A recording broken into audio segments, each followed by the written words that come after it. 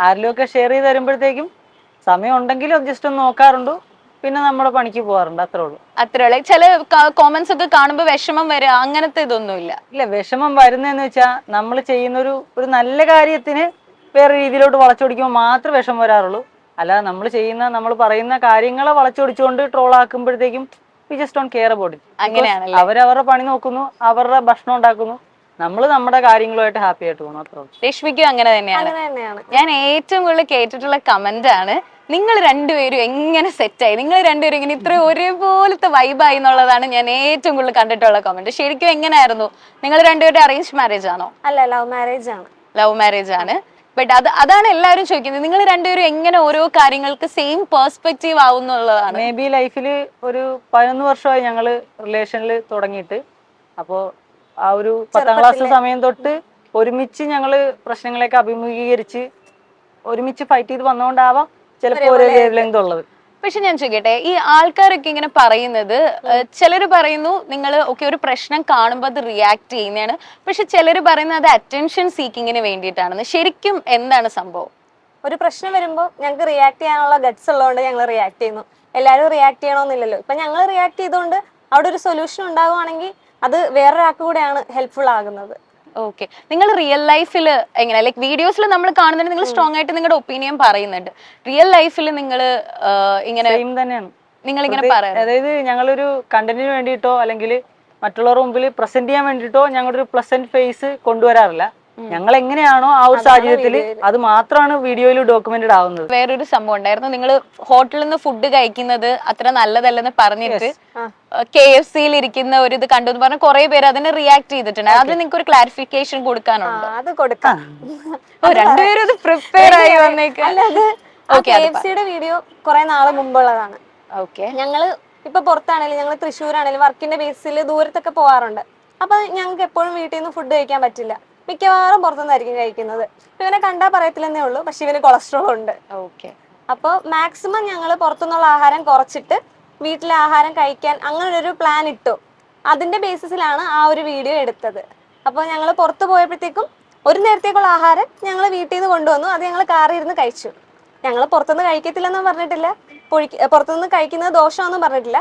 ഞങ്ങൾ മാക്സിമം കുറച്ച് ഇതേപോലെ വീട്ടിലുള്ള ആഹാരങ്ങൾ കൂടുതൽ കഴിക്കാൻ ശ്രമിക്കുന്നു എന്ന രീതിയിലാണ് ഞങ്ങളത് പുറത്തോട്ട് പറയാൻ ശ്രമിച്ചത്. പക്ഷെ അത് പുറത്തോട്ട് വന്നപ്പോ അത് വേറെ രീതിയിലായി പോയി. അതിനകത്ത് കറക്റ്റായിട്ട് പറയുന്ന കാര്യം എന്ന് വെച്ച് കഴിഞ്ഞാല്, ഓയിൽസ് ഇപ്പം ചക്കിലാട്ടിയ വെളിച്ചെണ്ണ അല്ലെങ്കിൽ അതുപോലെ നമുക്ക് 100% പ്യൂർ ആയിട്ടുള്ള കോക്കനട്ട് ഓയിൽ ആണെന്ന് ഉറപ്പുള്ള അല്ലാത്ത ബാക്കി എല്ലാ സാധനങ്ങളിലും പെട്രോളിയം ബൈ പ്രൊഡക്റ്റുകൾ ഉണ്ട് എന്നതാണ് ഞാൻ പറഞ്ഞിട്ടുള്ളത്.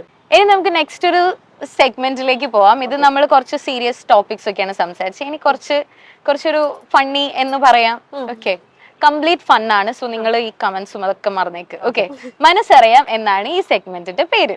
ഓക്കെ, അപ്പൊ സെഗ്മെന്റിന് നമുക്ക് പ്രോപ്പർട്ടി ഉണ്ട്, 2 വിസിൽ നിങ്ങൾക്ക് തരും. ഓക്കെ, എനിക്ക് പച്ച.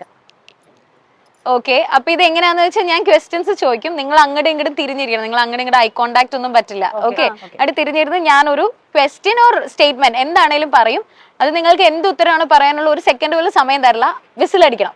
ഓക്കെ, വിസിൽ അപ്പൊ തന്നെ അടിക്കണം. ഒരേപോലെ അടിച്ചാൽ നിങ്ങൾക്ക് മാർക്ക്. നിങ്ങൾ അടിച്ചില്ല അല്ലെങ്കിൽ 2 പേര് തെറ്റുത്തരാണ് പറഞ്ഞെങ്കിൽ നിങ്ങൾക്ക് പണിഷ്മെന്റ് ഉണ്ട്. Punishment, this is full of fun. Okay, full fun ആണ്. അപ്പൊ ഒന്നും വിചാരിക്കണ്ട. റെഡി അല്ലേ? വിസിൽ അടിക്കുന്നതിന് മുമ്പ് ഞങ്ങളതൊന്ന് ടിഷ്യൂ തരാവോ? അതെന്തിനാ? ഞങ്ങൾക്ക് കുറച്ച് ഹോസ്പിറ്റലിന്റെ പ്രശ്നമുണ്ട്. Okay,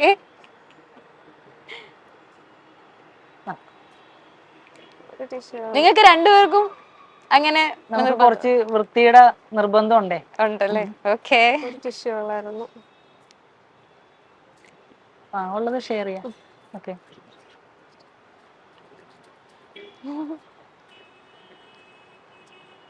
okay. സോ ഈ സെഗ്മെന്റ് എങ്ങനെയാന്ന് വെച്ചാൽ നിങ്ങൾ അങ്ങോട്ട് ഇങ്ങനെ തിരിഞ്ഞു നിൽക്കണം. ഓക്കെ, തിരിഞ്ഞു നിന്നിട്ട് ഞാനൊരു ക്വസ്റ്റ്യൻ ഓർ സ്റ്റേറ്റ്മെന്റ് ചോദിക്കും.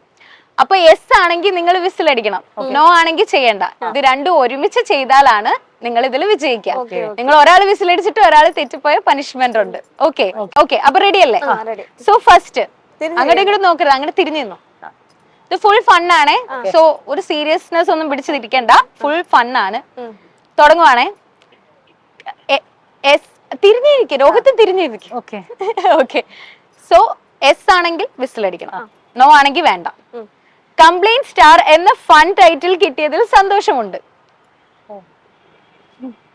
ചെറുതായിട്ടൊന്നും അടിക്കാൻ വന്നു രോഹിത്. ഇല്ല, സന്തോഷം എന്ന് പറയുമ്പോഴത്തേക്കും ഈ പറയുന്ന ട്രോൾ ചെയ്യുന്ന ആൾക്കാരെ നമ്മൾ പ്രൊമോട്ട് ചെയ്യുന്ന പോലെ ഇപ്പം അതിന്റെ ആവശ്യമില്ല. അവര് അവരുടെ പണി ചെയ്യുന്നു, അവരുടെ ജീവിതമാർഗം കണ്ടെത്തുന്നു, അത്രേ ഉള്ളൂ. Okay okay. അപ്പം ഇനി നെക്സ്റ്റ് ക്വസ്റ്റ്യൻ ചോദിക്കുന്നതിന് മുമ്പ് നിങ്ങൾ വിസിൽ വായിൽ വെക്കണം. ഓക്കെ, എന്നിട്ട് ഊതാതിരിക്കുക ചെയ്തോ. വിസിൽ വായിൽ വെച്ചോ. ഓക്കെ, അല്ലെങ്കിൽ പിന്നെ ആൾക്കാർ വിചാരിക്കും എന്തെങ്കിലും കുഴപ്പമുണ്ടോ. ഓക്കെ, സോ ഇപ്പോൾ ആയ പിന്നെ എവിടെ യാത്ര പോയാലും പ്രതികരിക്കാൻ ഒരു കംപ്ലൈന്റ് കണ്ടാൽ സന്തോഷമാണ്. അങ്ങനൊന്നുമില്ല. ഇപ്പോൾ ആയ പിന്നെ എവിടെ യാത്ര ചെയ്താലും പ്രതികരിക്കാൻ ഒരു കംപ്ലൈന്റ് കണ്ടാൽ സന്തോഷമാണ്. നിങ്ങളിപ്പോ എവിടെ പോയാലും എന്തെങ്കിലും കംപ്ലൈന്റ് കിട്ടി നിങ്ങൾക്ക് സന്തോഷമേ ഉള്ളൂ എന്ന്? അങ്ങനൊന്നുമില്ല. ഇല്ല ഇല്ല. നെക്സ്റ്റ്, ചില സാഹചര്യങ്ങളിൽ പ്രതികരിക്കാൻ പറ്റാതെ പോയതിൽ നിരാശ തോന്നിയിട്ടുണ്ട്. ഒരാളെ ഊതിയുള്ളൂ, അപ്പൊ പണിഷ്മെന്റ്. ഓക്കെ, പക്ഷെ അതിന് മുമ്പ് കൂട്ടത്തിൽ ഞാനാണ് കുറച്ചുകൂടി ഇമ്പൾസീവ് ആയിട്ടുള്ളത്. അപ്പൊ ചില കാര്യങ്ങള് എനിക്ക് ഇവളായാലും പറയും, ആ ഒരു സംഭവം നമുക്ക് റിസ്ക് ആണ്, വിട്ടേക്ക്, നമുക്ക് പോവാന്ന് പറയും. പക്ഷെ ഫോർ മീ എനിക്ക് തെറ്റ് കണ്ടാൽ പ്രതികരിക്കണം, അത് നിർബന്ധം.